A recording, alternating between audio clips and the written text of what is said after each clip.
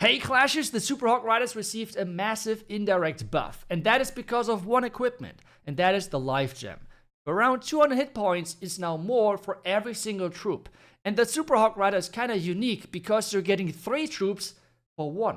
What do I mean by that? Well, pretty simple. If you take a look at the Super Hawk Rider, it has the Super Hawk Rider itself. But if it's going down, then it's going to split into 2 new troops, which means the Super Rider and as well the Super Hawk. All of those troops are benefiting from the Lifegem, which means with having overall a 1 troop, which is overall as well 12 housing space, this means that you're getting roughly 3,000 bonus hit point for every single Super Hawk Rider. That is, for obvious reasons, insanely strong. This is why the synergy between this troop and this equipment is just unmatched. So I thought, let's just dive into some attacks, let's have some fun, and let's really showcase why this combination is just so powerful. Let's go. The most important thing for this is really the entry. You want to have a couple of key defenses which you're going to take down. The Clan Castle is one of them. Important side note for me though, it is not about the Clan Castle building, you want to take down the Clan Castle troops. So for us as well, it's important that you have clear entrance into the base. The Image Tower, for example, it is not as easy to get into that with all of the buildings on the outside, but if we go into this compartment, we should get somewhat close to the Clan Castle, so we could be able to lure it out, and for that, we can just really easily funnel. For that, we're going to have 1 Yeti on this side, 1 Yeti over here. The reason why I have removed the Titan, which I typically run for this strategy, is as well pretty simple. The reason for this is just that, well, with Valkyries you're more flexible, so you can do more different stuff. For this one now, just put everything in here, like this, a lock launcher as well. We have 1 wizard over here to push everything back inside. Let's hope that everything actually goes inside. It does. Now the Earthquake, that's the next thing. The Earthquake is for damaging buildings, but as well opening the compartments a little bit quicker. For that, we're going to use the Earthquake where the lock launcher is actually opening everything, and the King then should later on take everything out. We can as well now spawn the healers. We can use the King ability right now as well, and now we just have to wait for the Clan Castle to be lured if we're getting closer. We can like turn things invisible over here as well. Let's just use the poison here somewhere, maybe here, that might be a good thing. And now as this is triggered, let's just use all of our... Actually, we get the pathing in there. Let's just see if we get... Let's just go all in. Let's just go all in with the Rage, with the Warden ability, and see how things go. I hope that we're going to get into that compartment quite easily and quickly. But let's see if that's actually going to work. Let's do this. Let's freeze this. And yeah, some of the Super Hawk Riders, they're perfectly splitting for us. So we can use the heal then in just a second. Already pre-heal. Because there's the Giga Bomb, which is kind of scary to be honest. But let's just get in there. We have another heal then later on. A little bit of damage. Royal Champion went to the top side. We can just freeze this. This so far looks really good. Let's just use the heal over here. We don't have as much on the back end anymore. We still have a couple of Hawks for cleanup purposes. And like redeploying them on the outside to really push everything into the right direction. The troops are going through all of this. Perfect for us. And then just heal in the back end when the base should be gone. Just like that. It is really about the entry, okay? That's the important thing. Picking the right entry is the most important thing for this strategy. For us, the entry into this bottom compartment was just super easy, super straightforward. And with this, the troops were not able to be distracted to the left or to the right. The lock launcher as well is a natural counter for all of those Invis Tower bases, which makes such attacks even more easy. The Rage spell then is kind of depending on where you need more power. You can use it with the heroes, you can use it as well with the Hawk Riders as I did to get through a lot of hit points really quickly. But let's just do more attacks and I will show you more examples of how really to utilize this strategy. And let's go. Okay, so again, let's make sure that we are actually picking the right side. For this one, where do we enter? This Rage Tower looks really scary, or both Rage Towers actually look really scary. But how do we overall approach? The Clan Castle is what we want to get. As I said earlier, this, luring that out and taking it out is important. For us though, how do we funnel this?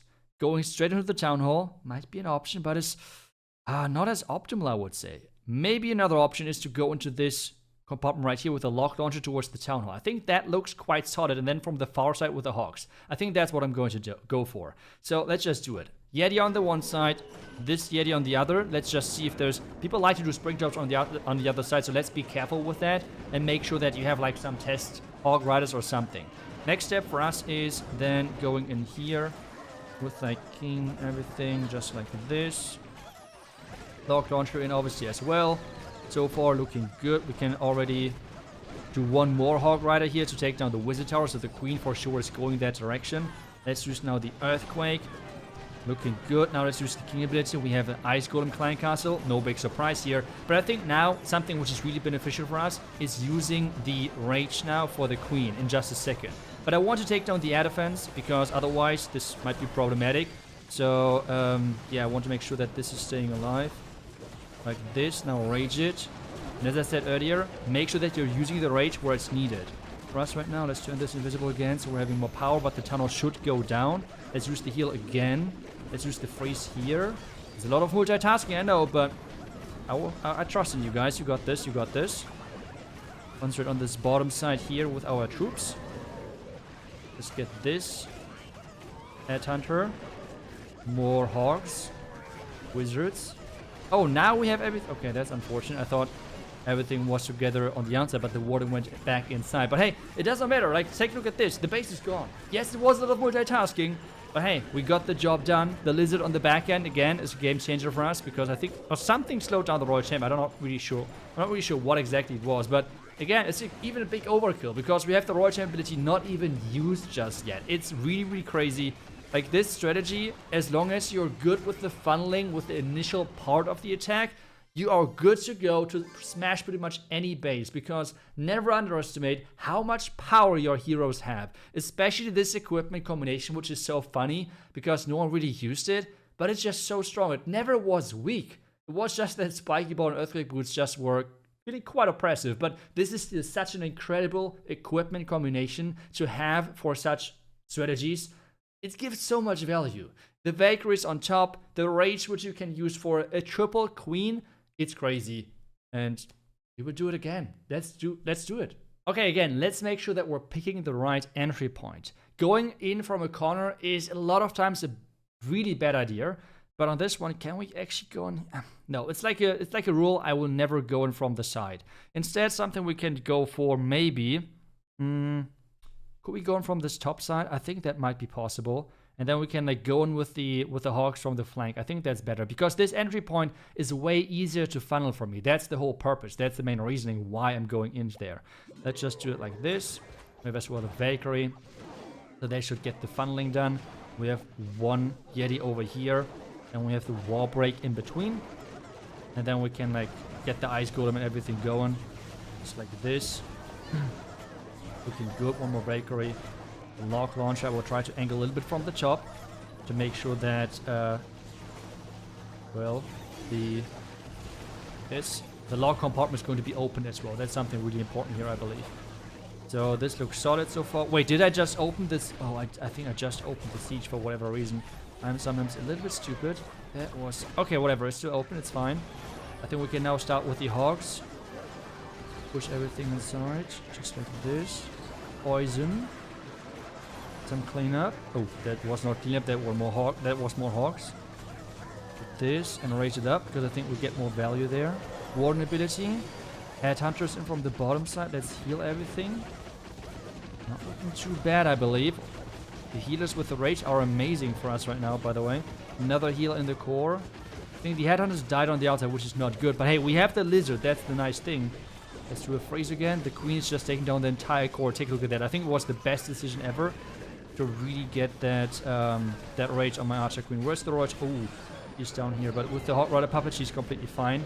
Let's just heal again everything. Queen is going to go down, but we have still so much power with the freezes. We have still Hog Riders to reinforce everything. I think we're looking really good on this one.